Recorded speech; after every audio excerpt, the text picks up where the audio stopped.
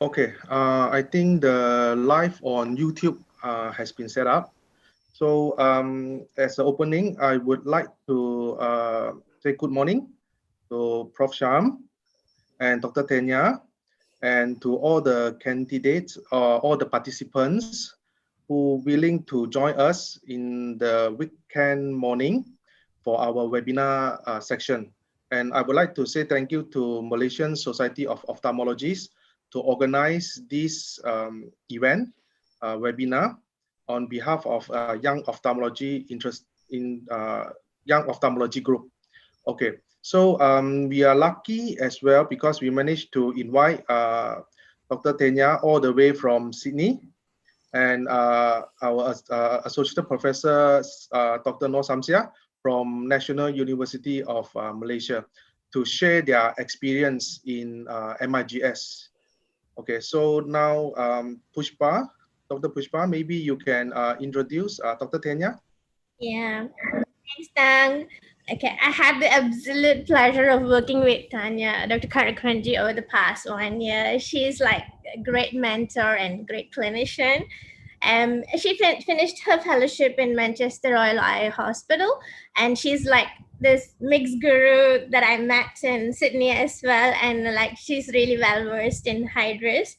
I think she has a lot of things to say about Hydrus and other mixed devices that she has done before. So Tanya, I think you can take over from here, and can you just help us to share the experience with MIGS and especially on the Hydrus, and like shed some light, like how we can utilize that in a Malaysian ophthalmology setting. And thank you so much for your time and effort today. My absolute pleasure. Thanks, Pushpa.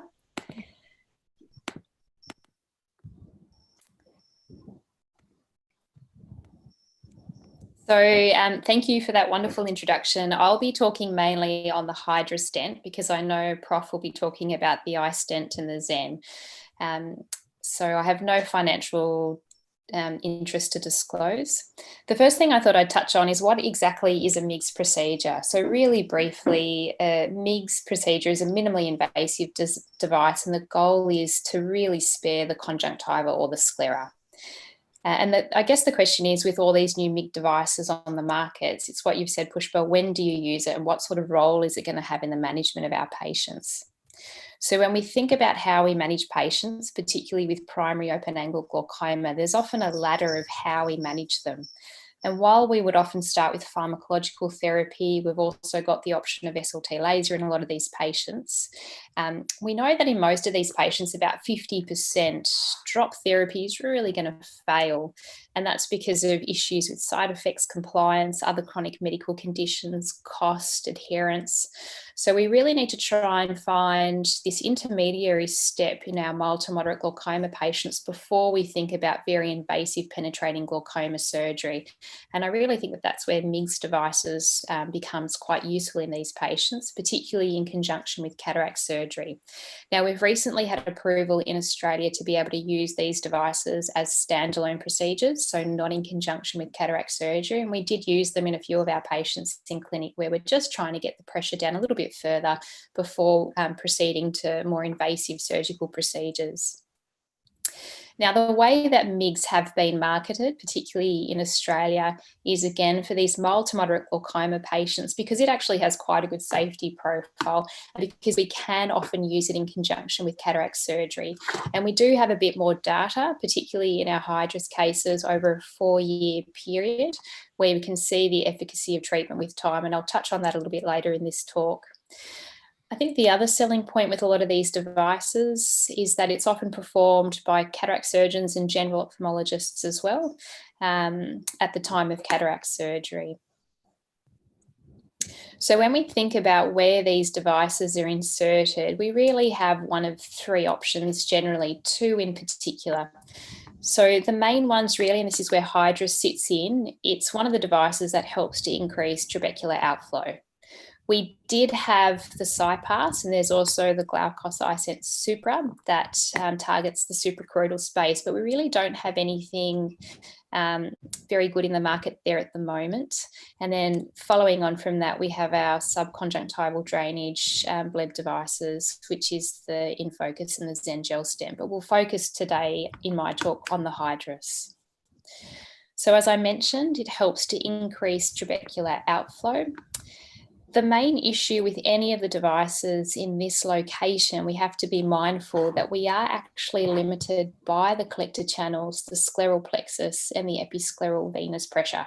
So while they will work very well in conjunction with cataract surgery, there's only so low the pressure will go with a lot of these devices. So we kind of aim for the mid to low teens in terms of pressure reduction, which is why it's targeted at only mild to moderate glaucoma, and it becomes less useful in our more advanced cases who require much lower pressures.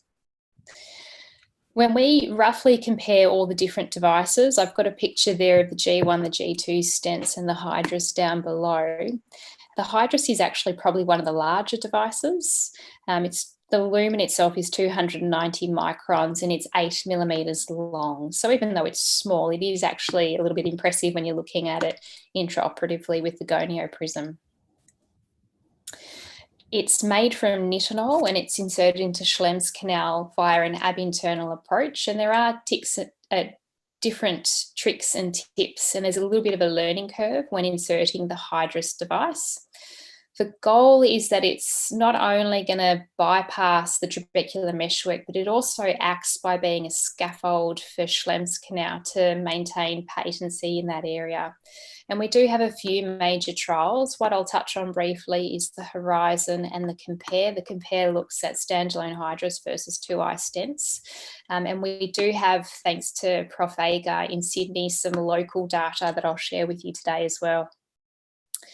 So if we look up close with the Hydrus stent, you can't see all 3 of the windows, but there's 3 little scaffolding windows that are inserted into Schlemm's canal, and it's delivered via this delivery system. And as you can see, that blue tracking wheel can actually change position, and the device is delivered by rolling this forward.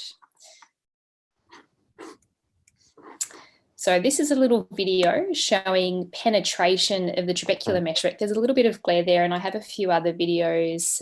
But when you're inserting the Hydrus stent, ideally we aim that you insert it temporally. And we did get Pushpa to do her cataract surgery temporally when inserting MIGS devices at the time of cataract surgery. But you want it 3 to 4 clock hours from the original location where you're going to pierce the trabecular meshwork. And as you're inserting the device in, we do want the tip angled slightly 15 degrees superiorly. And you do want dulling of the tip of the delivery device by about 100, 150 microns to know that you've penetrated trabecular meshwork. So we do have a video here. I'll stop talking because it is a video by Ike Ahmed showing the actual insertion of the device.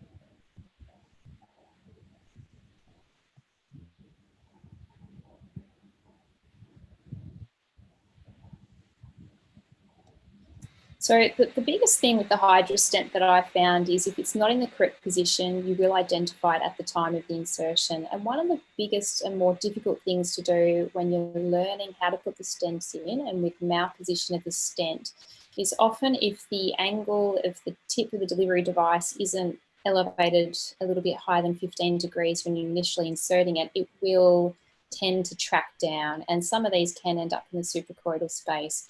So one of the things you do need to learn when you're putting in the Hydrus device, and Pushpa's had to do it as well in theatres, is how to recapture it, remove the device when it's been malpositioned, and then replace it. So the next video shows you how to recapture it, and you recapture it just by using the delivery device itself. So that's a stent that's aiming downwards and it's not in the correct position.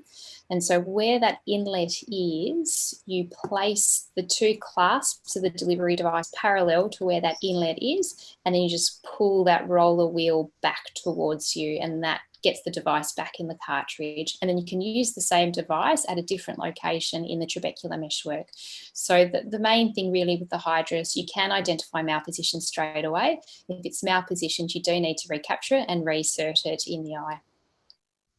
So this is a few little stills showing how to get the tip of the cannula engaged in the trabecular meshwork.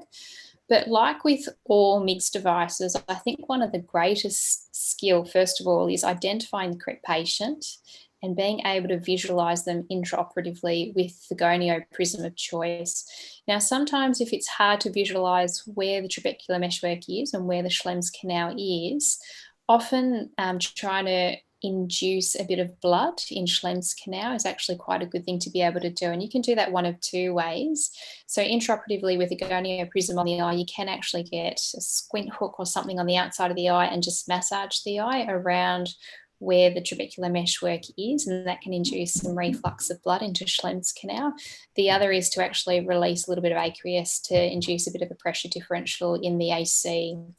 The other thing with a Hydrus, as opposed to an iStent inject, is that you don't want to overfill the anterior chamber with too much viscoelastic because it will collapse Schlemm's canal. So they do say that when you fill in with your cohesive viscoelastic, and often we would say Heal-On GV, in the absence of Heal-On GV, we use ProVisc, you aim for about 15 to 20 millimeters of mercury in the eye. So this picture here shows, as you saw in the video, the Hydrus that's in the correct position. So as the device is being delivered, you should still be able to visualize the three windows with a bit of a dull sheen to it. If you can't see the windows and you can't visualize the device, it could be over penetrating into the sclera or into just behind Schlemm's canal, in which case it's malpositioned. So you should re-grab it and reinsert it so that you can still visualize the windows.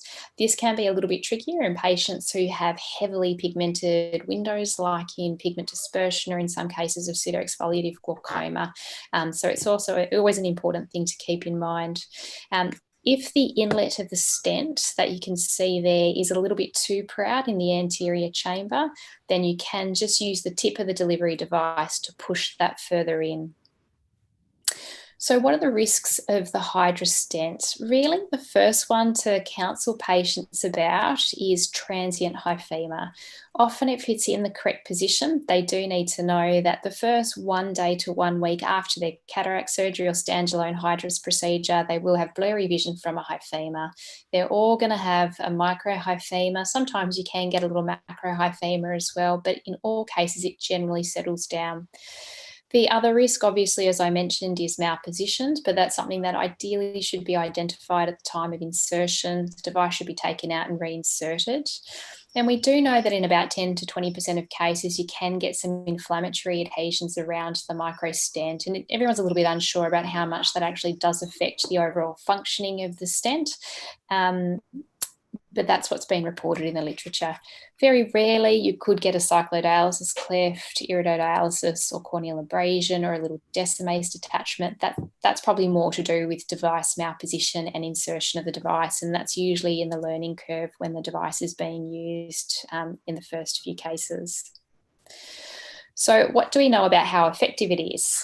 The Horizon trial is probably one of the larger trials looking at the results of phaco and Hydrus versus phaco alone, and they looked at over 500 cases, approximately 300 of which had a combined phaco Hydrus procedure, and in all cases it was bread and butter primary open-angle glaucoma on topical glaucoma therapy.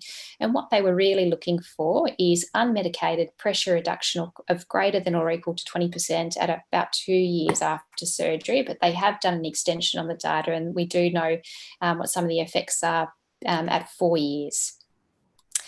So what they've found, which is always reassuring in these studies, is that cataract surgery alone is good and it works. What we do know is that cataract surgery combined with a Hydrus stent achieves a significant IOP reduction in about 77% of our patients compared to 57.8% in cataract surgery alone, and that's a sustained effect at 2 years. We do know that patients who have a combined procedure at 2 years have a more effective reduction in mean washed out diurnal IOP compared to just cataract surgery alone, and that's an additional 2.3 millimetres of IOP reduction in that group. The other interesting data, and this was the 4-year data, was that patients who had had a combined cataract surgery and Hydrus had roughly a 3 times reduction in risk of requiring penetrating glaucoma surgery for glaucoma management at the 4-year mark. And we do know that more patients remained medication-free at 4 years in the phaco Hydrus versus phaco group alone. So I think generally, given the safety profile, if most of our patients with primary open-angle glaucoma on topical therapy who were having cataract surgery, we would offer them a stent at the same time. So how does it compare to the iStent? Well, the COMPARE trial was a prospective multi-centre trial which looked at standalone, so not in conjunction with cataract surgery. It was either 1 Hydrus versus 2 iStents, and it looked at this data at 2 years. I guess the good news is both of them worked. We do know that they're both effective in helping to lower intraocular pressure in this cohort of mild to moderate primary open-angle glaucoma patients. What it did find was a slight improvement in medication reduction in the Hydrus group versus the iStent group. And the reoperation rate to control glaucoma at 24 months was 0 patients in the Hydrus group versus 9% in the iStent group. So as I mentioned, both stents worked. It did show a slightly higher portion of Hydrus patients having a 20% IOP reduction versus the 2 iStent groups alone. But as I mentioned, both groups show general stability in medication and IOP reduction at 24 than the previously reported 12-month result. So what have we found in Australia? And I'd like to thank Prof. Agar for allowing me to use this data. So this is some of our local data of MIGS devices in Australia and New Zealand. And this is based on our glaucoma registry that we have set up through the Safe Sight Institute and at Sydney Eye Hospital. So this was real world data. There were no restrictions on patients, no exclusions. So it includes learning curve and stent malposition patients. We looked at prospective consecutive cases of Hydrus stent cases. And as I mentioned, I think given the fact that we did include learning curve patients, some of the greatest adverse events were failed insertions or malpositions requiring explantation. And I suspect the transient iritis may even be from cases that were a bit malpositioned and abrading a little bit of the iris root. So the demographics between the standalone Hydrus versus combined phaco Hydrus were quite similar between the two groups. And what we found between the two groups, but this is specifically looking at the combined Hydrus and cataract surgery group, was a sustained improvement in mean IOP reduction at the 2 and 3 year mark in patients who had had a phaco Hydrus, and a reduction in mean medication use in this group as well compared to baseline. So this is quite reassuring data that over 2 to 3 years, we still see a sustained effect from doing combined phaco Hydrus surgery in our patient cohort. So what's the difference between that and standalone Hydrus? So we do know that the standalone Hydrus reassuringly does work quite well too. We do get about a 30% IOP reduction in this group, and you can actually see a sustained effect over 3 years, which is quite nice to see as well. There's a slight increase in need to go back on some topical medications at the 3-year mark, but we do see about a 38% reduction in mean medication use at 2 years compared to baseline in Hydrus alone cases. So I guess the other thing that I touched on is how to pick the correct patients and how to insert the device at the time of surgery. So we know it's good, we know it works, we know there's a learning curve, but as Pushpa will tell you, some of the hardest things is actually just visualizing the angle correctly at the time of surgery. And that means you really have to pick the right patients. You need to know which lens you're comfortable with, and everyone has a different gonio prism lens that they prefer at the time of surgery. And you have to know how to set up the microscope and the patient, and if you can't see the view, you have to be able to troubleshoot. So the most important thing is being able to do a good gonio and being confident with this. And every patient, generally at the end of cataract surgery, if you can, and if you're in the process of learning how to put MIGS devices in, you should get a gonio prism on the eye, position the patient, and just get used to visualizing the angle structures at the time of cataract surgery. In patients with very deep set eyes, high brows, corneal pathology, big pterygium, previous corneal grafting surgery, it's really difficult to get a good view of the angle. So in clinic, you've got to make sure that you can actually see the nasal quadrant. Are they phakic? Are they pseudo-phakic? It's always going to be a lot easier to get a stent in someone who's pseudo-phakic because they're going to have a better anterior chamber angle configuration. So the rule of thumb generally is if you don't have a view, you probably can't get a stent in. It's always quite difficult, particularly in our angle closure patients as well. Push will remember, often we would take the lens out and then do a goniosynechiolysis to improve the view prior to inserting the stent, and that's another option as well in these patients. Yeah.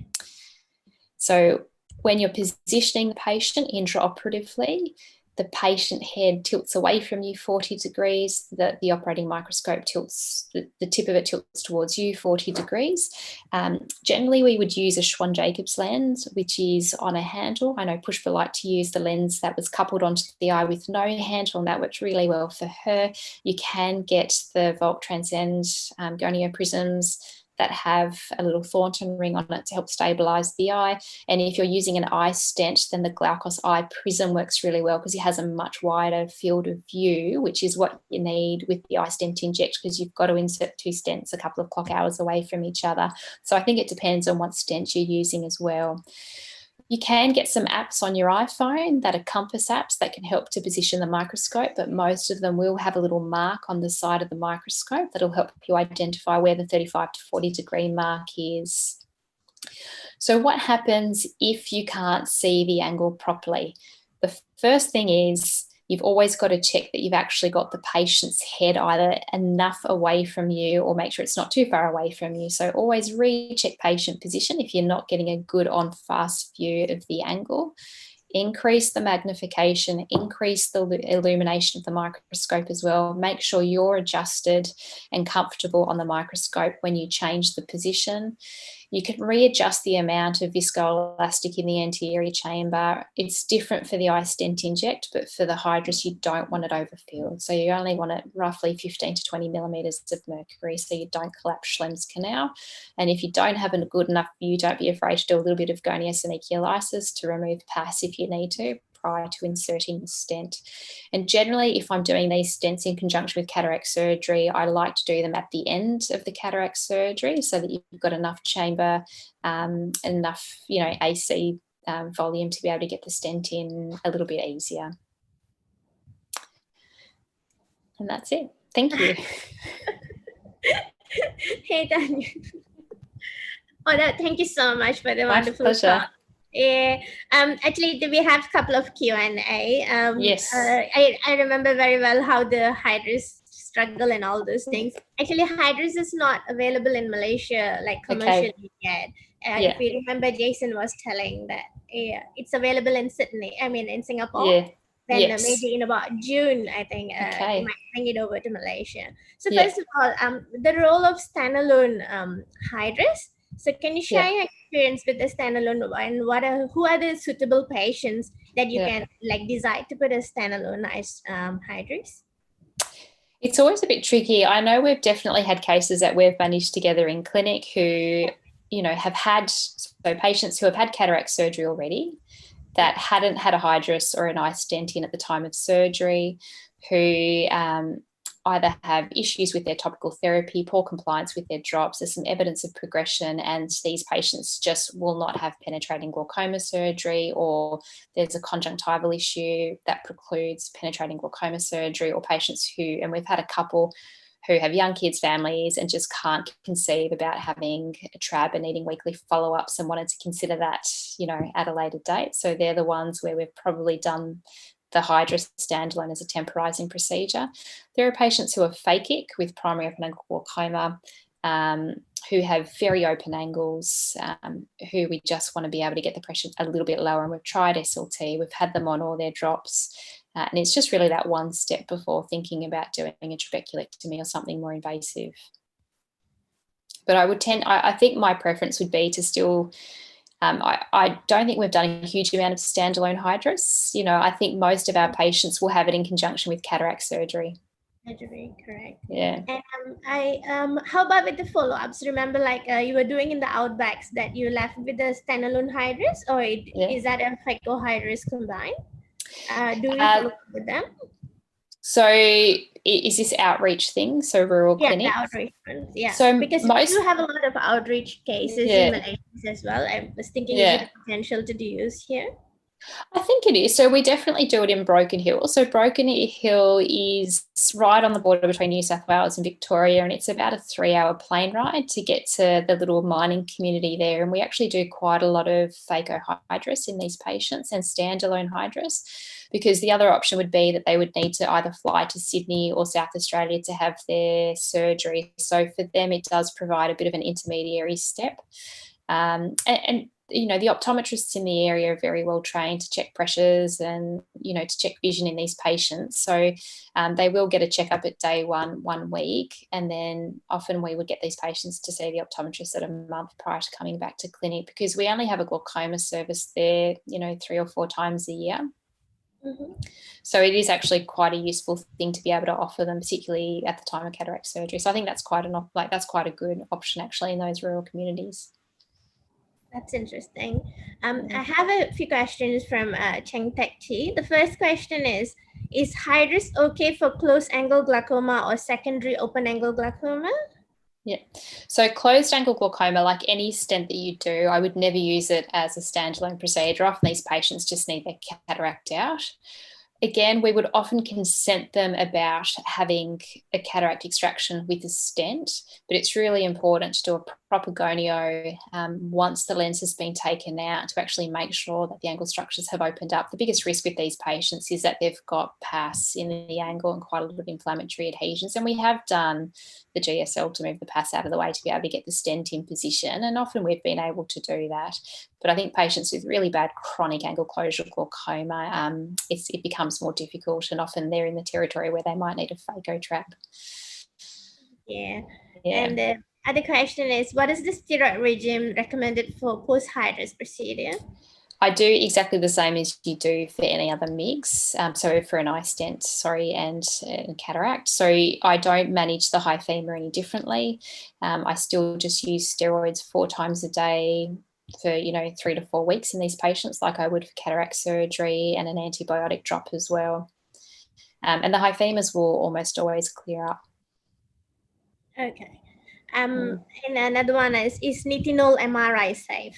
It is, yes. Yeah, there's no contraindication for these patients having any imaging at all. Yeah. Another question, Tanya, how about tapering the previous glaucoma medication? Like, are you going to do it in the first month, or are you going to wait to see the pressure reduction and then? It depends on the patient and how bad the glaucoma is. So even though this is for mild to moderate glaucoma, in those patients, I generally would stop their topical glaucoma therapy, and I do tell them that their pressures will fluctuate over the first 1 to 2 months after their surgery, and that's because they're on steroids, there's inflammation, they've got a microhigh femur. And generally, I like to stop it within the first month, and then you can reintroduce the glaucoma therapy depending on what their pressures are doing. You know that we would often also insert these in our advanced glaucoma patients who need their lens out, who are otherwise controlled on topical therapies. So in those patients, I generally don't stop their topical glaucoma therapy. It really depends what their target pressure is, how bad their glaucoma is. So in those patients, I wouldn't. Oh, wonderful. And just one more question is, how do you decide which MIGS device for which patient? I think particularly like probably who go iStent and Hydrus. Could you put iStent and Hydrus on? So that's a really good question. I've had a chat to Ash Agar about this because his preference generally is a Hydrus stent, but he would not insert them generally in uveitic patients because of, we worry about that 10 to 20% that get these inflammatory adhesions around the opening of the Hydrus stent. And so he would preference an iStent or an iStent inject in his uveitic patients. So he's putting a MIGS device in, and I've tended to follow that as a rule of thumb.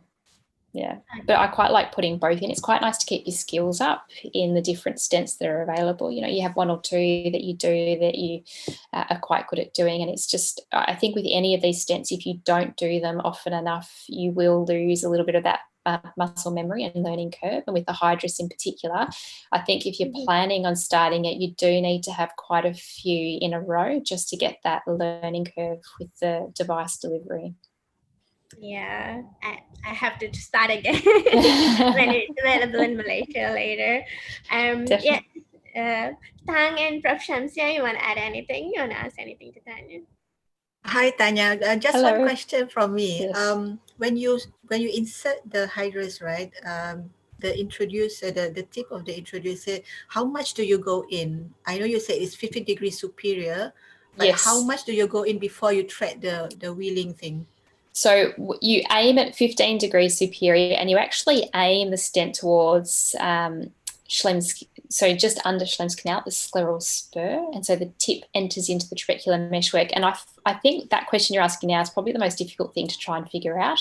They say you need a bit of a dulling of about 100 to 150 microns of the tip of the delivery device. So you just want to pierce the trabecular meshwork until the very tip of the delivery device can't be seen. And then I just inject very, very slowly. And as the device is coming out within like a millimetre or two, you know if it's in the right spot. And if it's too deep or too shallow, I just put the device back in and re-implant the tip. So I made the mistake initially of just, even if it wasn't quite right, you think, oh, maybe it's going to go in the right position. You keep on delivering the device, but it's a lot harder to then explant the device to recapture it. So 100 to 150 microns of the very tip of the delivery device should be dulled. So just the very pointy bit. And when you say that it's in, do you mean that it goes in easily without any resistance? Correct. It goes in easily, no resistance. You can still see the window as they're going in, and you just get a dull sheen over the top, which is just the anterior portion of the trabecular meshwork, and it goes in horizontally. As soon as you start seeing the device track down, it means it's not in the correct spot and you've got it angled down. And the main reason we get you to angle it up is so that it doesn't track down, and it tracks down a lot quicker than what you think it should. So once you've pierced it and the angle's at 15 degrees, you start delivering it. And as it's delivered, you level it out horizontally so you don't get that upward 15-degree turn. And it should just go horizontally across. Okay. Yeah. Is there a reason why it goes downwards easily? Is it because... So I wonder if sometimes it gets caught in a different collector channel, or sometimes if it's too deep, it might go into the suprachoroidal space, which has happened to me once. Yeah. And they say if it does that in the suprachoroidal space, they do say sometimes you can just leave it, and they've had excellent pressures. These patients just tend to get a slight myopic shift. So yeah, it becomes a side pass or something, goes to the suprachoroidal space.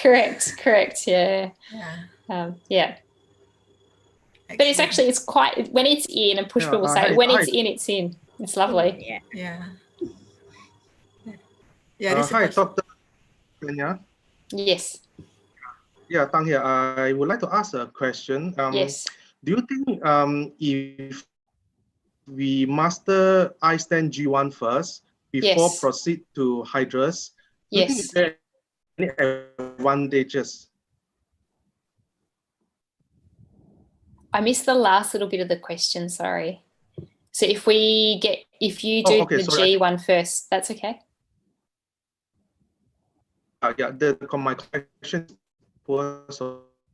He asked Okay, whether, my question is, do you think is there any advantages? Yeah. If we can, if we master G1 iStent before we attempt Hydrus?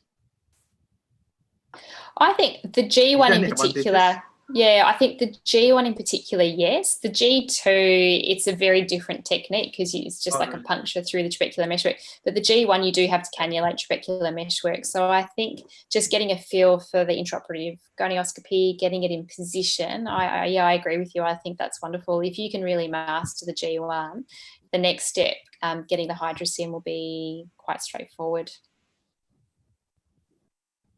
Yeah. Okay, thanks. Okay.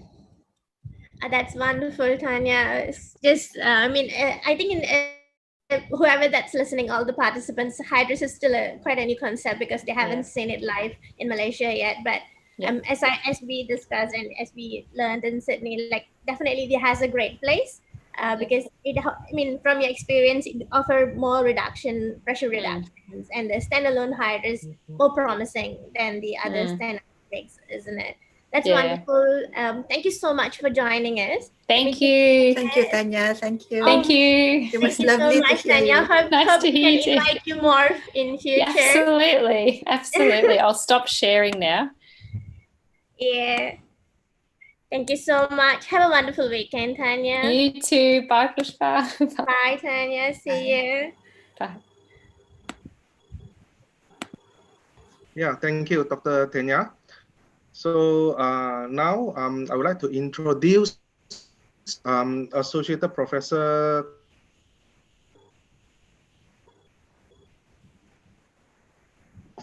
Technology Department in National University of Malaysia.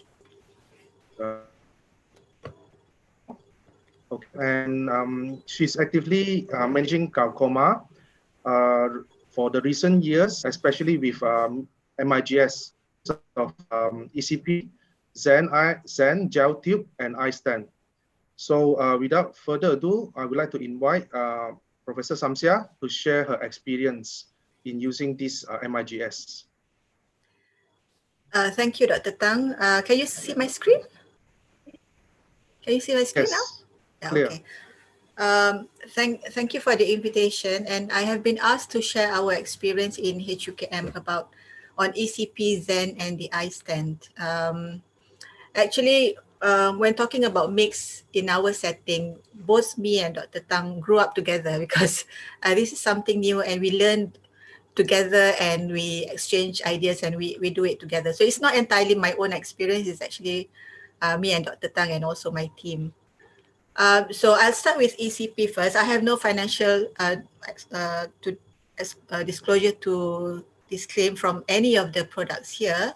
So the ECP is categorized under MIGS simply because it is minimally invasive and it's an ab internal approach. So the idea of getting down the IOP is by ablating the ciliary body epithelium by coagulating it with the laser, and when you do that, you reduce the IOP production and hence the aqueous production and hence the IOP. So it's normally combined with cataract surgery. The common indications for us are most commonly is because of patients who are on 2 or more anti-glaucoma medications and they are undergoing phacoemulsification, and we thought why not combine so that they can reduce the number of medications after the procedure. But we also do ECP on patients with poorly controlled glaucoma despite maximum medication, and these people are deemed not suitable for any other drainage procedures because of extensive conjunctival scarring. And most of the time these patients are advanced glaucoma. So it's something like, you know, if you reserve TSCPC for advanced glaucoma, then similarly ECP comes under this category. You can also do ECP on opaque or failed corneas or patients on keratoprosthesis because of the endoprobe, and you don't need a clear cornea for the procedure, especially for plateau iris syndrome with elevated IOP and persistent, and these are indicated by persistent angle closure even after cataract surgery. So you can do ECP potentially to correct the ciliary malposition. So when you combine with phacoemulsification, you proceed with the phaco first and you implant the lens as usual. And before you remove the viscoelastic, then you start your ECP procedure. So the probe goes into the same wound, and you can still do it on dilated pupil. You don't need to put myostat to constrict the pupil. But bear in mind that if you do it with a dilated pupil, your probe can easily dislodge from the sub-iris position or the sulcus position, and you can accidentally probably ablate the iris instead. And before you go ahead and do ECP, you should add on or top up your viscoelastic, especially under the sulcus, under the iris, into the sulcus, so that the iris becomes like iris bombay from your viscoelastic, so that you can get a very easy access to the sulcus area. And before you go into the eye, make sure you test the probe first. You don't test the probe in the eye, so you do it outside of the eye. Make sure that it's upright. It's not, you know, you get something with something written like a syringe or something, and make sure that the alphabet that you see is upright and it's not the other way around. So make sure that the orientation is proper, it's sharp, and you can sort of gauge how far your probe is from the ciliary body, because the distance from the probe to the ciliary body is important because it determines how much of laser energy that you give. Because if you go too near, then you could actually pop the ciliary body, and this actually causes a lot of destruction. So it is an E2 microprobe laser with an 810 nanometer diode laser. It comes in two, a straight or a curved, and in two sizes, an 18 or a 29 gauge. I like to use the curved probe because of easy access to the peripheral part of the ciliary body. And you treat between 180 to 270 or however much you can see. Because and how much you treat will depend on how much IOP lowering you want. So if a patient is on mid-teens on 4 anti-glaucoma, you wouldn't want to over-treat it and you do only 180 because there's always a risk of hypotony with multiple treatment. But if you have a patient with high teens and or low 20s, then it's better to treat more. So you go as much as you can. So like I say, if you do ECP together with phaco, do it after you have put a lens in, before you remove the viscoelastic, top it up, go under the sulcus, and then you can start your ECP. Okay, so the laser power is 125 watt. Put it on a continuous mode so that you can paint the ciliary body processes and the valleys as well. So not just the processes, but also in between the processes, which are the valleys. And you aim for whitening and shrinkage of ciliary body process. So not just whitening, also shrinkage of the ciliary body. And you hold it about 2 millimeter away from the ciliary body. Okay, how do you know that you're 2 millimeter away? Well, if you can see about 6 ciliary processes, then you are at a good distance.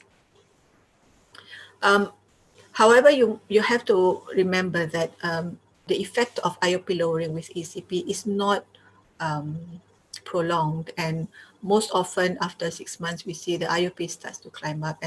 But the thing about ECP is that you can repeat the procedure. And the other thing that you have to remember is that ECP doesn't bring down the pressure immediately. It takes for the healing process to occur, and this takes about 6 weeks to 3 months, and within that period of time you should not taper or change your anti-glaucoma. So this is one of our patients that we did. You can see that the distance between the probe is important so you can see about 5 to 6 ciliary processes, and when you laser, you don't just see whitening, but you also see shrinkage of the ciliary body processes. And you should also laser, the valleys in between the processes and not just the slurry body processes. So you go all the way until as much as you can laser. So like I say, if you do it on a dilated pupil, then be very notable about where the probe is, because we can easily dislodge it from the sulcus area. Okay. So post-operatively, like I said, you have to continue all the anti-glaucoma. We gave topical steroids and antibiotic if you do ECP alone, so that's about a week. But if you do it in combination with cataract surgery, then you can treat it as how you treat cataract surgery. The IOP, you taper the anti-glaucoma medications about 4 to 6 weeks when you know, depending on how the IOP is. So don't taper the anti-glaucoma so soon, because it takes a while before the IOP can come down.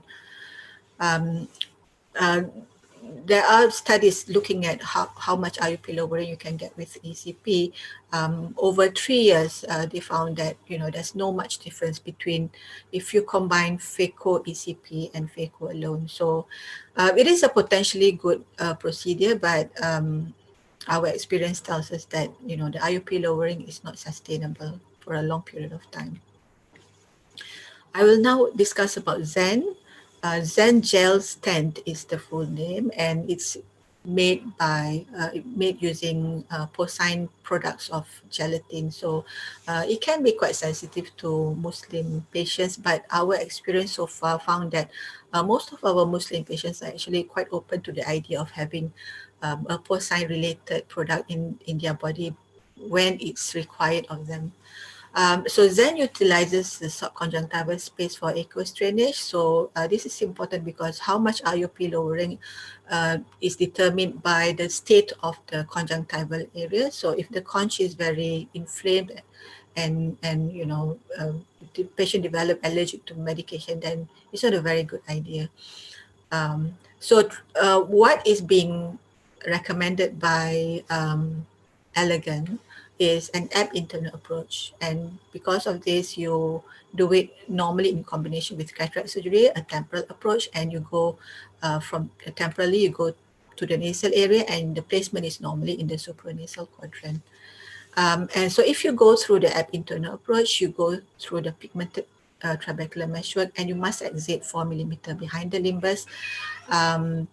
And you know, before you press the slider, then you really need to turn left or turn right, so as to ensure that the Zen implant is not curved from resistance through the conjunctival tissue. And it is typically concluded with a subconjunctival MMC injection, mitomycin C, and the concentration varies throughout the world. We in HUKM normally use a 0.01%, but I know people at the other parts of the world, like in Taiwan, they go as high as 0.02 or 0.04.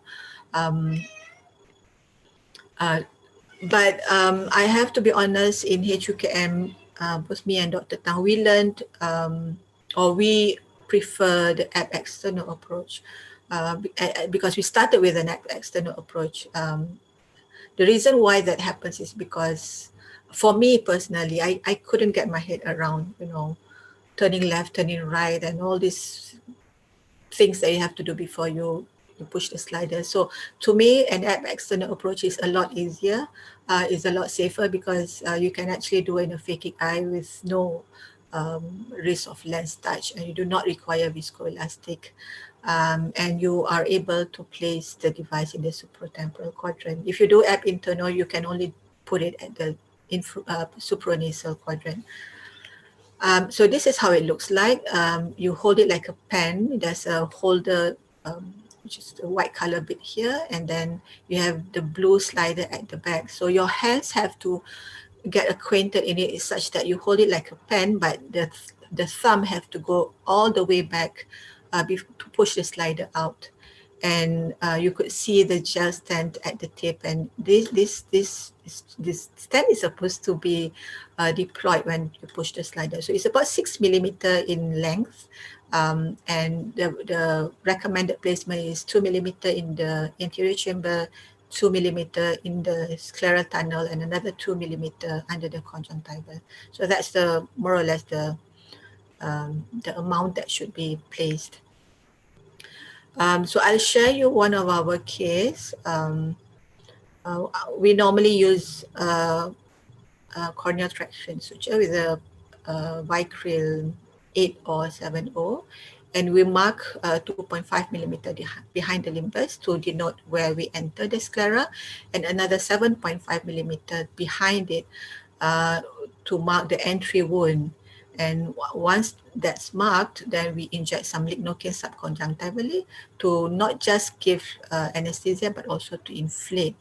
And if you notice, we go 7.5 millimeter behind the limbus, and the tip reached the 2.5 millimeter mark, and we use the Vicryl suture to put counter traction, and we inject all the way until we can see the tip of the Zen inserter in the anterior chamber. So you can just see the tip in the anterior chamber. So once you see that, then you start pushing the slider, and slowly the Zen gel will be deployed. And as you push the slider, you slowly withdraw. And once that's done, then you can see about 2 millimeter in the eye and 2 millimeter intrascleral and 2 millimeter under the conch, and you finish up with mitomycin C. So to me, that's a lot easier than going ab internal. Of course, we do have problems with Zen. I don't think it's just for ab external, but also ab internal. So like in this case, this is a case that we did on a patient who had steroid-induced IOP elevation following a corneal transplant. And what happened was, so that's the markings there and the lignocaine. So what happened when we go in, this was the first few cases. So, getting your fingers used to all these maneuvers is a little bit tricky. So what happened was I inadvertently pressed the slider before the tip of the introducer is in the eye. So when we look well, the Zen is not in the eye, but it's not in the injector either. So upon our examination, we found that actually the Zen is under the conch. It has not penetrated the eye. So we fished out the Zen gel with a Kelman forceps and insert it back in the needle. So there you go. So that's what we did, and do it one more time. So in a way, when you do ab external Zen implant, this kind of complications is, you can deal with it easily compared to when you are in the eye. So like this patient is phakic, and we can easily put it where we want to put it.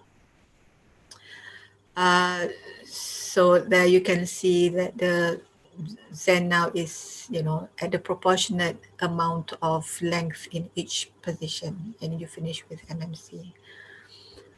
Okay, so here we have another patient with a Zen. What happened was this patient had a trabeculectomy performed in this area, and there's a large internal ostium here. And what happened was, I think when we injected the Zen, it sort of went through the previous trabeculectomy area, and once we push the slider in, the Zen swiftly goes into the anterior chamber, and we couldn't fish out from outside. So this patient, we had to make another wound, pull out the Zen from the anterior chamber, implant it back in the needle, and put it back again. Yeah, so these kind of problems can happen. I mean, the more you do, the more problems and the more complication that you have to deal with. So Zen post-op care, expect hypotony on the first and second day. This is especially so when you do Zen in an eye with severely high IOP. What happened to us, the first few patients that we did was that we didn't know better. And so when the pressure was about 34, 35, and we put a Zen in, and we get a huge bleb all around 360 around the limbus of the eye. And of course, the AC went flat and the eye was hypotenuse, and we had to inject viscoelastic in the eye. So then we learned our lesson, and the subsequent patients, we do a paracentesis, remove some aqueous a little bit so that the pressure is about 24 before we put the Zen in, so that the bleb is a bit more localized around where we want it to be. So that was our learning point. And then after a week, you find that the IOP will stabilize. But we do have patients who develop high pressures as early as 1 week post-op. And over the years that we've done this, we learned that so this kind of patients require a lot of needling. So we learned that patients who are on chronic anti-glaucoma, and not just that, they are also developing red eye because of this chronic use of anti-glaucoma from the preservatives and from allergic reactions and dry eyes and all that. So these patients are the ones who do badly with Zen because they scar up very easily, and you do have to do a lot of needling with them. Also young patients and patients with previous surgery involving the conjunctiva, such as those who had vitrectomy, the sclerostomy wound and previous failed Trebek and previous failed scars for whatever reason, are those who do poorly with Zen. So needling is, I think, the thing that deters a lot of glaucoma, rather general ophthalmologists from performing Zen, because most of these patients do require needling quite often to salvage the bleb. And therefore, I think to ensure that you get the best outcome, you have to choose your patients properly.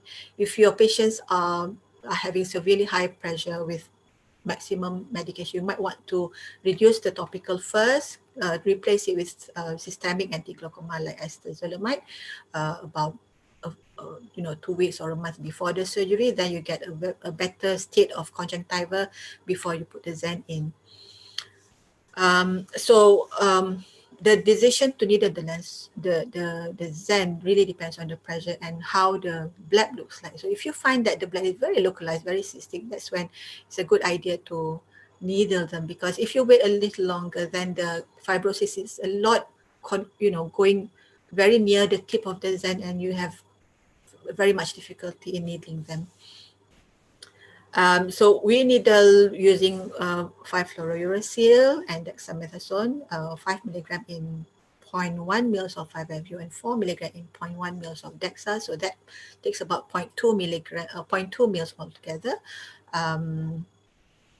And sometimes if we feel that the scarring, the subconjunctival scarring is not much, but it needs a little bit that we do inject without needling it. So this is one of the patients that we had to needle. So this patient, normally we needle with 27 gauge needle, but when all needles does not work, we sort to an MVR blade, a 25 gauge MVR blade, because the cutting edges of the MVR blade will help to cut more of the conjunctival fibrosis.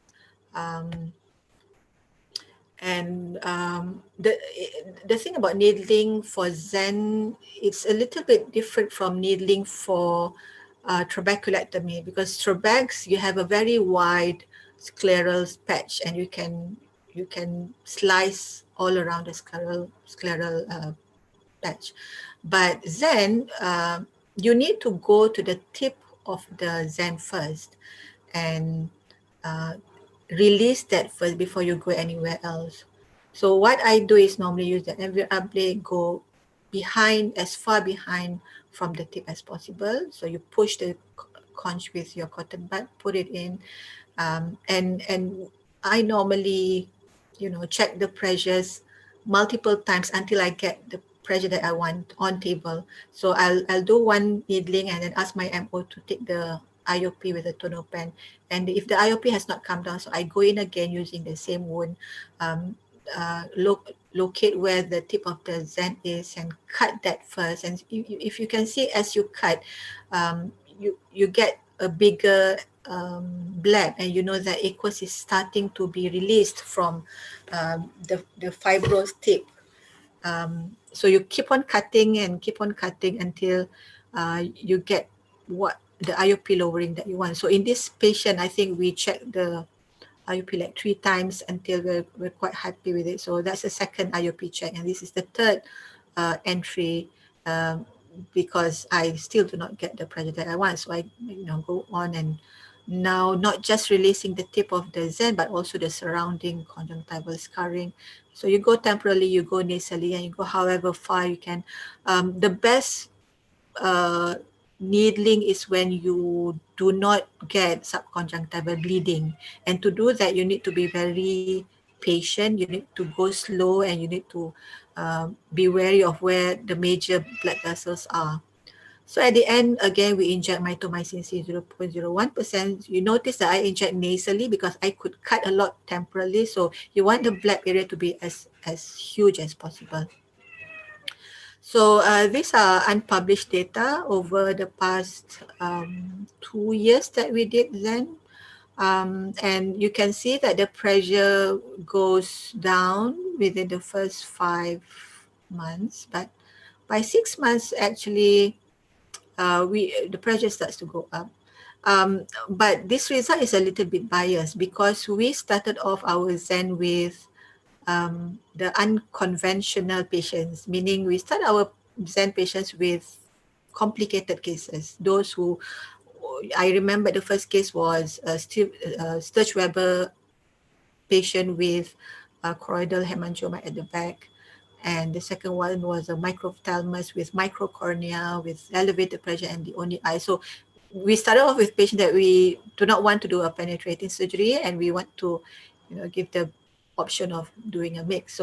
So over the years, when we look back, again, I think patient selection is very important. But we do get to reduce the number of medications. This is before surgery and this is after surgery. So yeah, there are some benefits to it. So now we'll talk about iStent. Because the iStent, like what Dr. Tanya have mentioned, uses the collector channels pathway. So there's a ceiling effect to it, and therefore you do not get IOP lowering as much as Zen, because Zen, your conjunctival space is, you want it as huge as you want it to be, but when you use the collector channels pathway, there's only so much that the IOP can go down. So choose your patients carefully. I stand on patients who are on low 20s. Maximum, I think we choose about 25 on maximum medication. And I always tell my patients, this surgery is not to get rid of all your medications. It's to reduce the number of medications. You would expect, from 4 to maybe 1 or 2 after surgery. So they always say, deliver more, offer less, deliver more. But I find that I and the patients like this more. We started with Zen and then we switched to iStent. We still do both, but the thing about iStent is that you don't require a lot of intervention post-operatively. There's no needling required. So you put it there. If it works, it works. If it doesn't work, it doesn't work. There's nothing much you can do about it. So this is how Zen looks like. There's 2 designs. Actually now there's 3. This is G1. This is the first design, and like what Dr. Tang said, if you can master this placement, you can, you have the advantage of putting a Hydrus later when it comes to Malaysia. So the G1 has got a lumen and a snorkel here, and the body, the whole length of this body goes into the Schlemm's canal and leaving this tip behind in the AC. So this is one of our cases.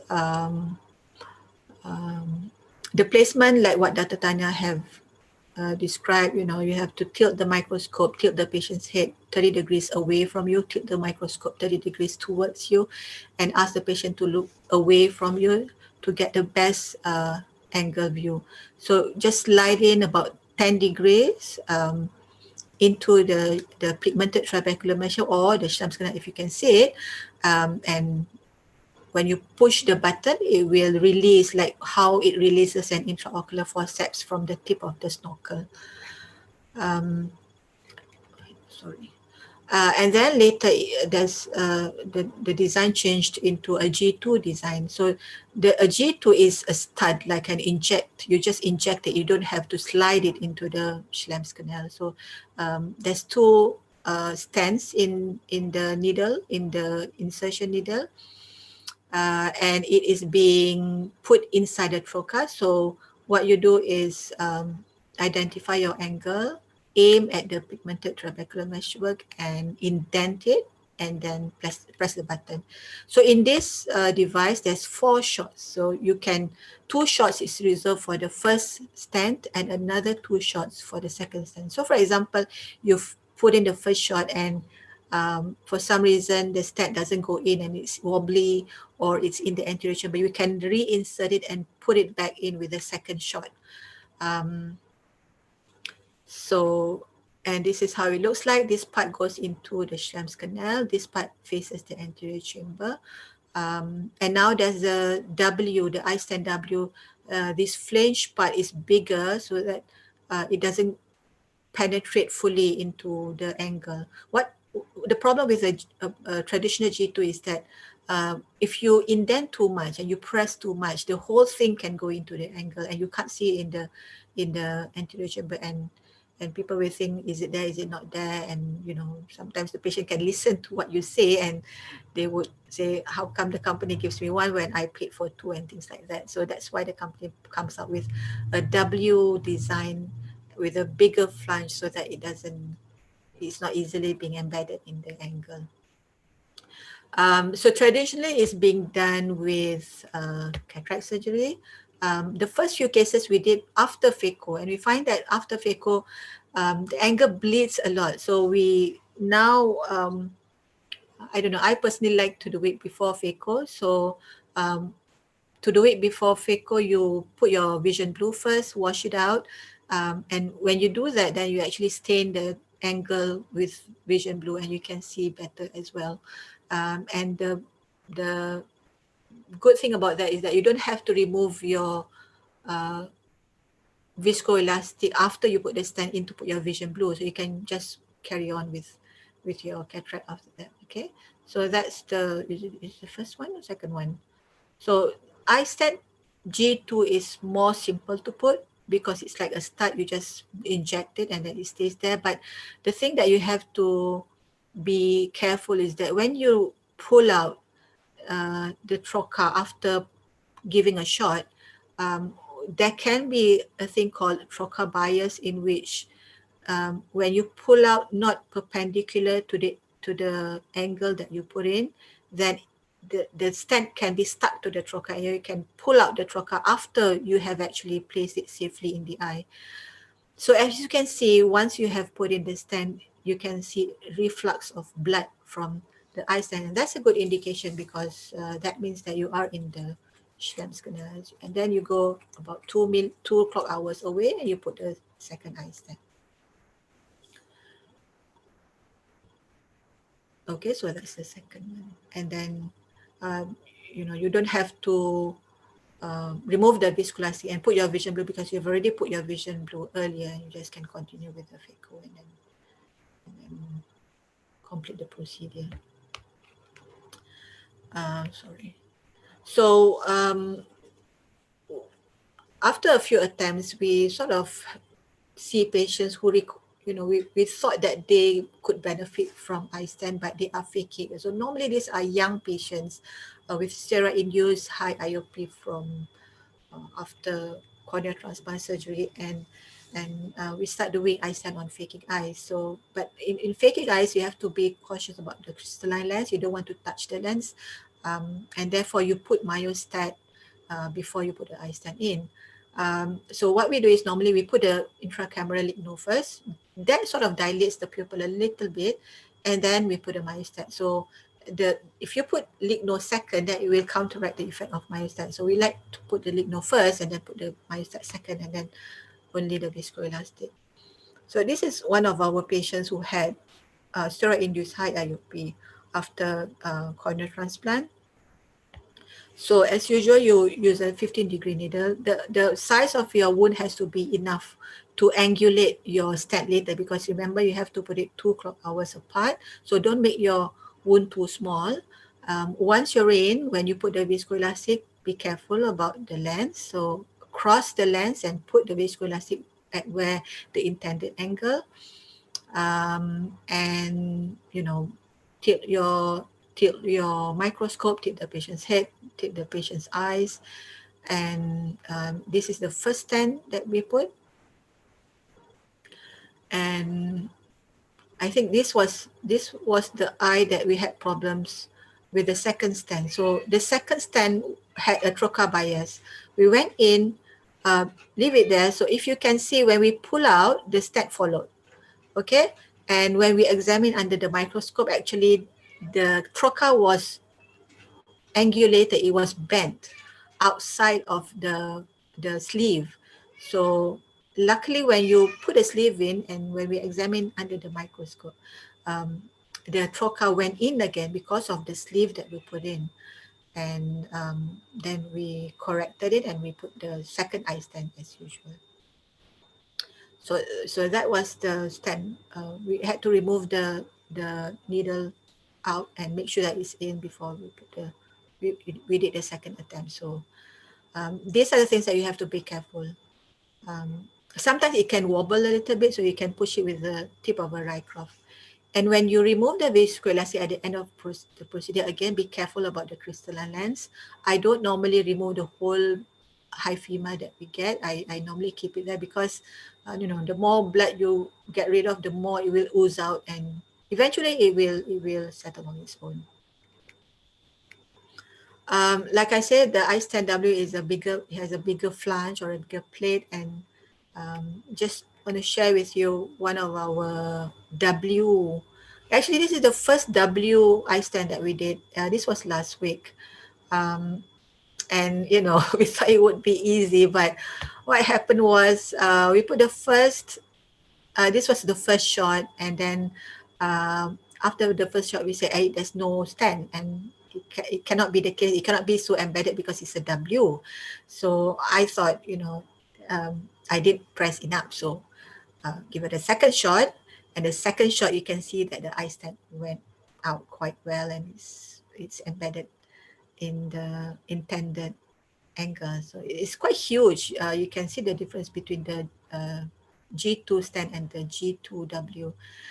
But when I went to the second place to put the second stent, then and give the first shot, then I don't see any stent. So I've used 3 shots and there's only 1 shot left, and I don't want to simply press the button another time when there's no stent.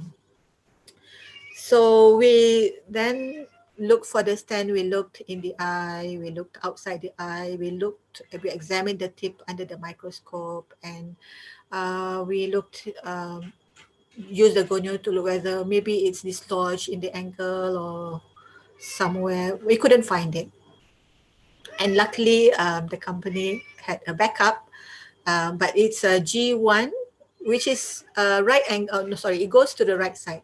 Normally, for a right-handed person, your G1 goes to the left. It's easier for a right-handed person, but this is the only backup stent that they give. So, so we had to put a G1 to the right. So actually, because most of these patients, you do stent when the patient is wide awake and they can listen to you, so they sort of know whether the stent is there. You know, they know that we're looking for the stent and all that. So maybe the learning point is that when these kind of cases occur, perhaps it's better to, you know, I don't know, use sign language or, you know, be really. But these kinds of things happen. You expect 2 stents in the injector. There's only 1 stent. But at the end of the process, we tell the patient there's 2 stents in the eye. Of course, we didn't say what stent you had, but you know, just be prepared for all these problems. So this is how it looks like. It's normally nasally, so it's 2 clock hours apart, and this is how G1 looks like. G1, the deck is actually quite long and it can tilt up or down. If it tilts down, then it can actually get embedded into the iris tissue, and that is one of the cause why it fails, because it's get clogged by the iris tissue.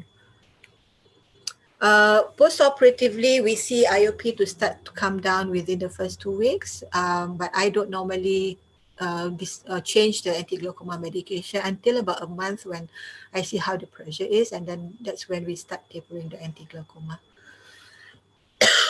The post-op medications are similar to cataract surgery, so steroids and antibiotic. I think that's all from me. I can take a few questions. Okay, thank you, Prof. So we have a few questions from the audience. So maybe we'll start with the one regarding ECP, the endoscopic cyclophosphorylcoagulation. So the question is, hi Prof, is there a limit to the number of ECP that can be performed on one eye? Okay, good question. On average, I will do 1 or 2. The 2 ECPs that I did was for severe glaucoma. It's not the primary procedure, like, you know, it's not a combined phaco ECP. It's in eyes where we can't do anything else. The conch is so bad, it's so scarred, and the pressure is not controlled. So this kind of eyes, I find that they need 2 or 3. But normally after the second ECP and the pressure still goes up, I stop trying. I do other things like you know, transcleral TSCPC or other things, because I find that after the first ECP, when you go in again, the ciliary body is actually very, very pathetic looking. It's so small, it's shrunken, and when you re-ECP, it doesn't shrink as much, and it cannot go any whiter than before. So I doubt very much whether it has any effect. So I stopped doing after the second ECP and go for other means.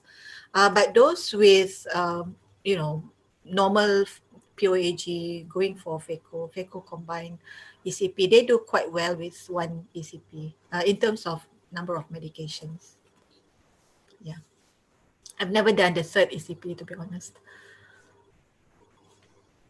Okay, thank you, Prof. And then we move on to the question regarding Zen. Okay, there is one question asking, will the Zen external approach will disturb future trap placement and scarring? Okay, good question. When we started off with Zen app external, actually it's not just app external, it's also app internal, because if you put app internal Zen, you will still have to inject MMC and you would still have a conjunctival wound there. It's not like there's no conjunctival wound. And the rate of needling with app internal and app external is about the same. So I'm not putting it on app external per se, I'm just putting it as Zen in general. We find that with MMC, we get, even though we put 0.01%, we do get avascular blebs. I don't know, maybe it's the way we dilute or something, but I just find, actually we tried 0.02% once, it's very avascular, number 1. Number 2, the scarring with Zen is, it happens even when you do ab internal, and this is well known. And if the question is whether it disturbs with trabeculectomy later, before I answer that question, I just want to share with you, sometimes when we needle and it doesn't work, we actually open up the conch. And when you open up the conch, we find that the tenon is very thick and we can actually excise some tenons. So having said that, if you want to do trabeculectomy after Zen, which we haven't done before, no, we've done bevel after Zen. We haven't done trabec after Zen. But I gather if you want to do trabec after Zen, even though the subconjunctival fibrosis is quite a lot, you can actually refashion it. So you can open up your conch and, hang on, my battery is out. Give me 1 minute.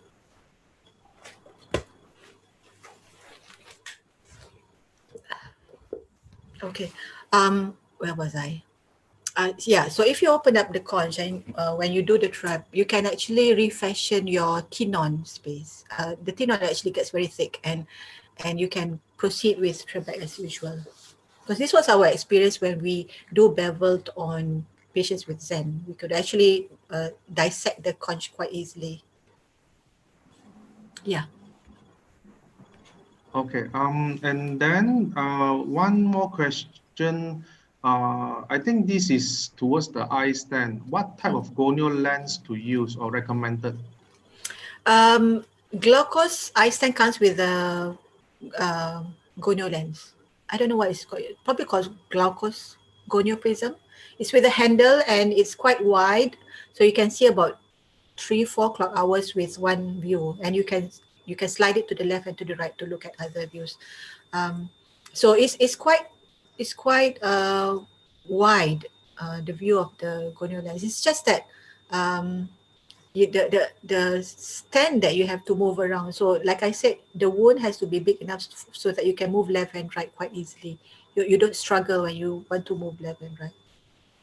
So it comes together with the iStent. Yeah. I think it looks like quite similar to Swan Jacobs lens with a handle. Yep. It's quite similar. Yeah, the eye prism, the Glaucos eye prism, it comes with the Glaucos in a, like in Sydney they use it widely actually. Yeah. I quite like that gonio prism. Because it has the entry point for the corneal wound, isn't it? Yeah. Yeah, the other prisms you have to move and then look for the corneal wound. Correct. So you can actually put the gonio prism and put in your devices at the same time. You don't have to remove your gonio prism. Yeah. And then they do have another gonio. Yes, Pushpa? Yeah, no, don't worry. Go, carry on, Tang. Oh, no, I just want to mention they do have another type of gonio lens. It's something like an Eiffel Tower with a 4-leg. It's quite huge. It covers, the angle is wider than the one they provide normally. So I tried that once. I mean, maybe I'm not used to that. I still prefer the Swan Jacobs, the one they provide. Yeah, Pushpa? You said use 100 microgram, like 0.01% for your Zen, is it? Yes. Oh, okay. Because they usually use 0.2. Yeah. I know. That's why I don't know. It probably, I don't know. Maybe my MO dilated folio. I don't know. But we do put 0.02% in one patient. Is a young patient, ocular hypertension. The father was blind from glaucoma, so we decided to put it. And she gets a huge area of avascular black. So I suppose for the Zen, there's no like I mean, even though they recommend, I think it depends on where you practice. Because from the Hong Kong, they use 0.04%. Yeah, and I was like, oh, my patient will just melt. Yes. Somehow their population can stand it. Yeah. I think we have to titrate for our local population, like for individuals, isn't it? Yeah. And then we have one more question. Okay, hold on. Morning, Prof. Have you performed MIGS on secondary glaucoma, example pseudo-exploration glaucoma? Good question. We have performed on uveitic glaucoma, but this uveitic patients was quite quiet. I mean, there's not much of uveitic changes in the eye. There was just some cells and not much of PAS. Well, actually there are PAS, but we go in between the PAS. We've put on steroid-induced glaucoma. We've put on Poschner-Schlossman's patients. Pigmentary pseudo-X, no, never tried that. Because I think most of our pseudo-X patients, IOP is quite high, and I don't know, maybe with COVID, there's not many to come around, and but young patients, they come, they need IOP lowering, and we tried that before, And actually, our finding with steroid-induced glaucoma is quite good. We didn't expect so much of IOP lowering, and me and Tang postulated that perhaps, the pathophysiology of steroid-induced glaucoma is the resistance is at the trabecular mesh, and if you bypass that resistance, then you can get reinstate the previous physiological aqueous drainage. So don't know. You've done a few. Same there also. Our experience, steroid-induced glaucoma and pigment dispersion glaucoma, they do very well. Yeah. Yes. Yeah. I think probably They do because very we are well. bypassing the blockage. Yeah. Yeah. Yes. So the rest of the patients, maybe the resistance is not just at the trabecular mesh, also at the collector channels and the aqueous vessels and all that. Maybe, we don't know.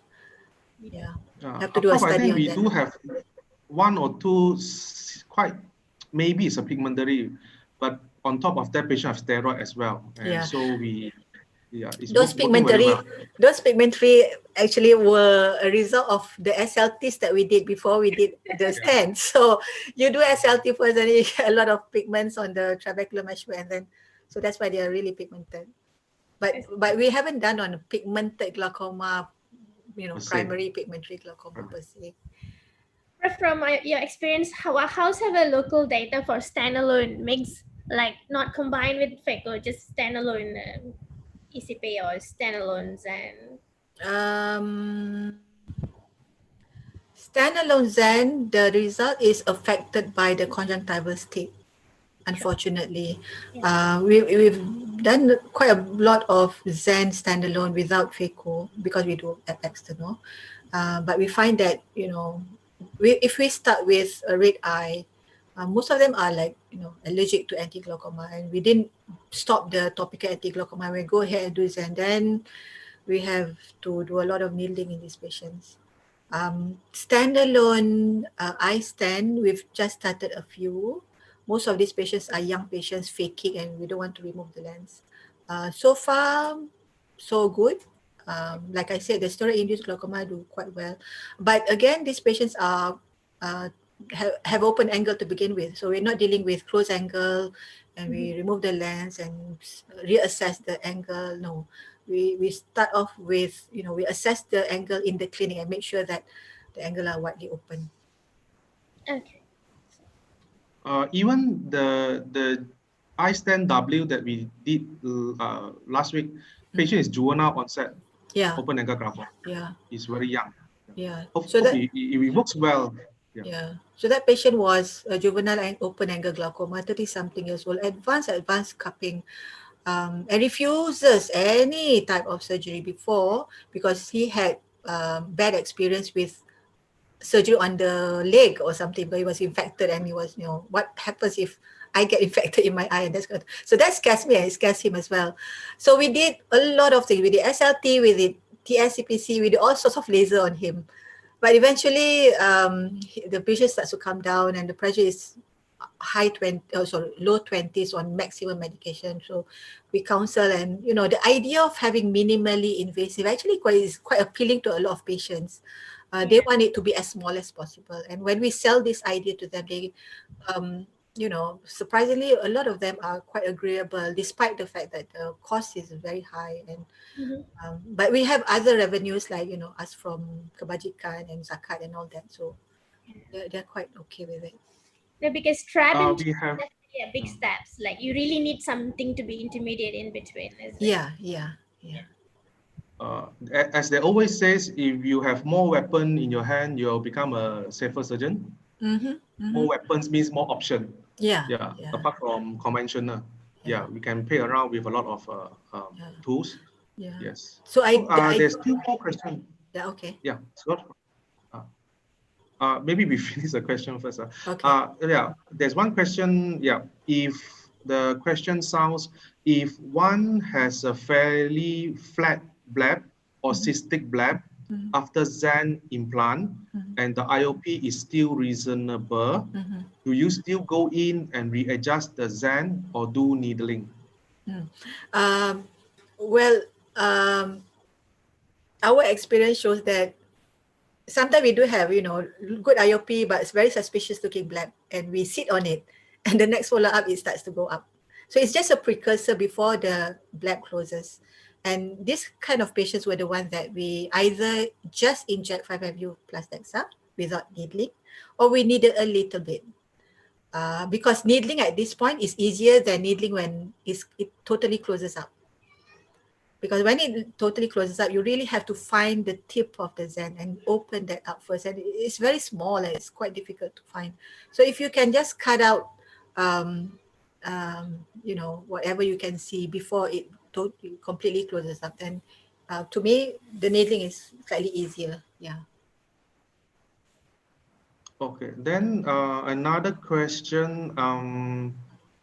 What is your post-operative medication regimes after Zen and iStent? Okay, for Zen, the steroids will have to be a little longer because we depend on the subconjunctival bleb. And sometimes it can go, depending on patients and depending on the state of the bleb and all that. So sometimes it can go as long as 2 to 3 months. But iStent, that's why iStent is more appealing because the post-op care is very easy. There's, you know, the steroid is as usual, like, you know, after a month, you can start tapering it down. Even though there's hyphema, but it normally resolves on its own. And there's not much of post-op intervention that you have to do. Yeah. So for iStent, the steroid is slightly shorter, about a month or so. Yeah. Okay, Prof. There's one more question. Okay. iStent or Zen tube covered by JPA for government pensioner? Oh, this is a very interesting question. Difficult to answer. Actually, it does. The first few stents that we put for government servants, we had problems getting approval. So I think it takes about 3 or 4 months. But we do come across patients who work in JPA or a teacher, or, you know, they know how to go through and they can get approval within a month. So I think the government is now aware that the MIGS exists and that's the cost of it, and it works, and they start to give approval. Yeah. And it's not just JPA, like the patient that we did last week, the juvenile glaucoma, we asked for zakat, and although it takes a while, but I think about 2 months or 3 months, he got the approval. So there's a lot of revenues, a lot of kebajikan that we can ask for. It takes a lot, I mean, up to 4 months, some of the cases. Some of the earlier cases was a long time. We do see, you know, even JPA, when they know people, you know, they can pull strings here Yes. and there. Yeah. Apparently, we have a few questions from YouTube. Yeah. Okay. The live YouTube. Yes, this is from Dr. Pham, I think. He's asking, Dr. Samsia, you mentioned needling with 5FU and Texa or Zen. Yeah. But you also mentioned MMC when you play the video. Okay. How do you decide which to use? All right. Okay. MMC, we use routinely on the first sitting, post-operatively on the table. But 5FU, I normally use it in the clinic when I do needling in the clinic. But some patients, last time we had one patient with some cornea problem, post PK. And the cornea, people don't like us to use 5FU because it can be, you know, quite drying and cause epithelial defect. So that patient and a few other patients, we also put MMC post-operatively when we do needling. And I can say that we kind of like MMC outcome.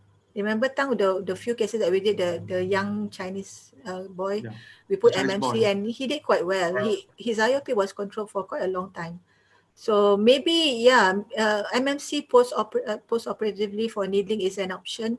Although, like I said, because of the few cases that I see avascular bleb after 0.02% MMC, so I can be quite apprehensive about putting MMC. But I suppose 0.01% is okay.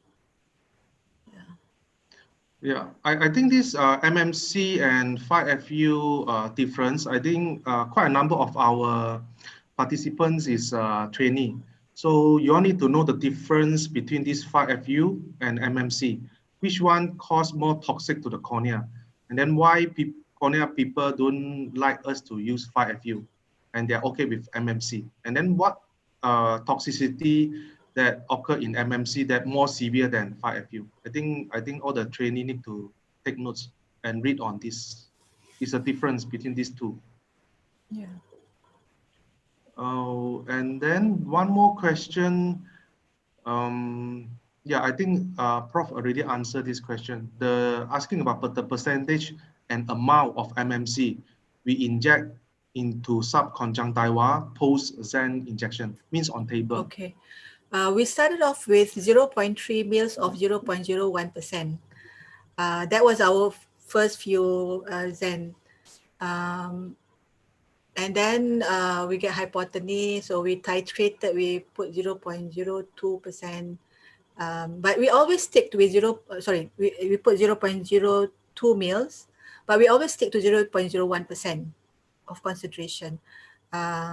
Because Tang would know I am a bit apprehensive about injecting MMC, and there are a few cases, especially the young ones. I don't know why. The young ones, they get very avascular bleb with MMC 0.02%. We put 0.02% because they are young and we want it to work. But then we get this avascular bleb. So now I'm still sticking to 0.01%. Although I know a lot of people use 0.02%. Actually, because in Sydney, this is like 6 years down track of Zen. We see a lot of avascular bleb. They have to excise their vascular bleb and all. Oh, you do also, yeah. And like that is with 0.02%, yes?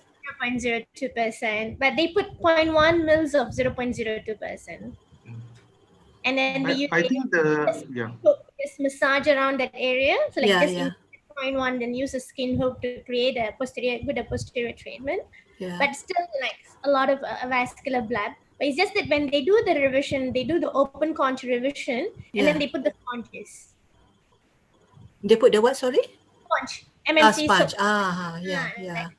When they do the revision, when they do the open conch, they treat it like a trap. Yeah. But it was okay, is it? With avascular bleb, when they open up, it was okay? It doesn't like perforate or... No, I mean, there was a case of necrotizing scleritis, obviously, with the injected MMC. That was on and off case. The rest of it, as you said, it was a thick tenons. Thick tenons, So even though you see avascular bleb, the tenon actually protects it from perforating. Yeah.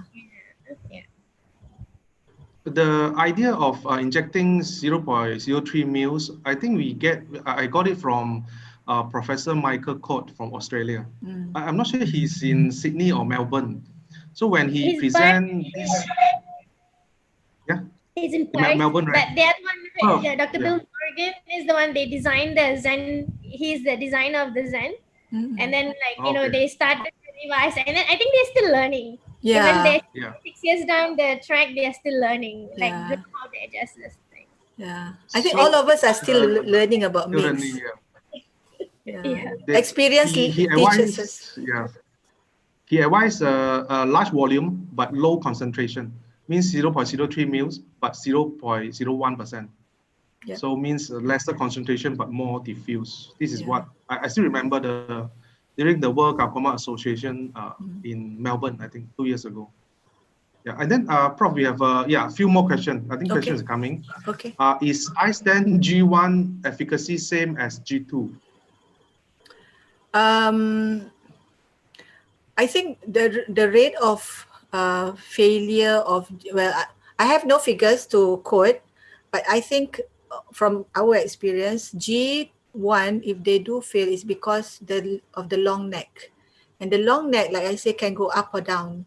Actually, intraocular you can make sure that it's quite sturdy, but because the placement is a little bit tricky compared to G2, so injuries intraop tend to happen.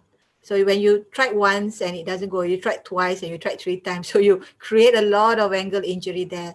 And at the end, when you finally put it, then, it's quite wobbly and the neck goes up and down, and then it can be obstructed with iris tissue. compared to G2, which is quite short, and the placement is quite straightforward, and you just put it in.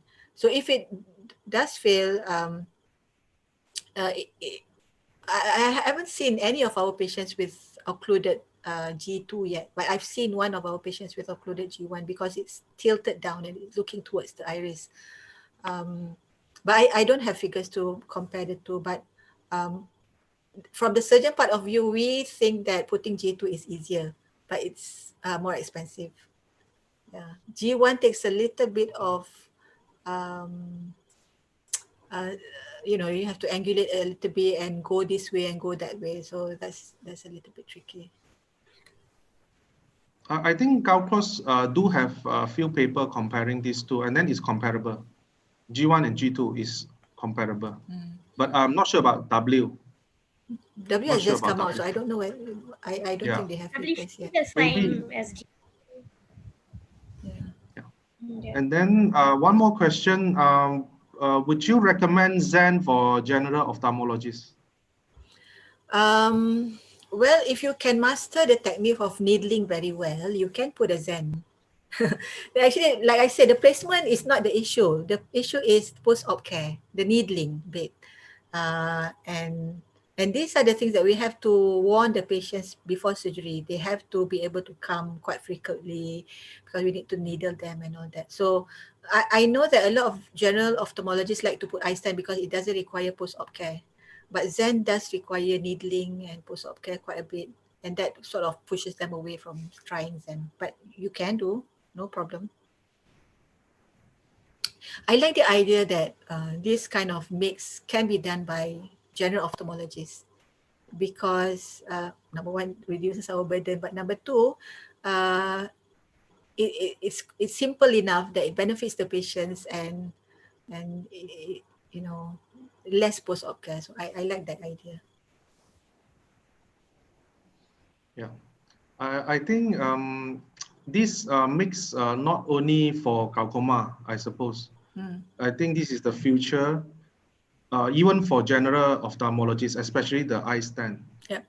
Yeah. So when we see the evolution, I mean, in the medical field, last time they do open laparotomy, now all laparoscopic. And for our eye, last time we do ECCE, now phaco. Yeah. Vitrectomy from 2020, 23, 25. I think thing is getting evolved. Smaller and So smaller. I think glaucoma, yeah, glaucoma as well. I think we need to evolve. Small incision. Yes. Yes. Yeah, and then the cornea as well from PK to become DAO. Then they have DSAC, the DMAC. Yeah, I think glaucoma is moving in the right correction. And for the iStent, I think it's very useful for general. Yeah, they can reduce our burden. So, and then preserve the ocular surface of the patient. They refer to us. So anything is possible with a good ocular surface. If not, it will be very difficult for us. Yeah, this is my opinion. So, yeah, Pushpa, anything you want to add on your personal opinion about MIGS? I mean, no, I mean, because I get to witness a lot of MIGS in Sydney, and then I think whenever I was there, I was like thinking, I think this will benefit Malaysian population a lot because the problems with the follow-ups with the tubes and traps, you can totally overcome it. And then even the rural population, because last time I was in Kuala Pila, places like that, when you put MIGS, at least you know the glaucoma control is somehow controlled, patient is non-compliant and things like that, we can overrate. Definitely MIGS has a place, very big place in Malaysia. Probably if we can overcome the cost issues, we can bring it to further, we can bring it to like much further application in Malaysia. Yeah.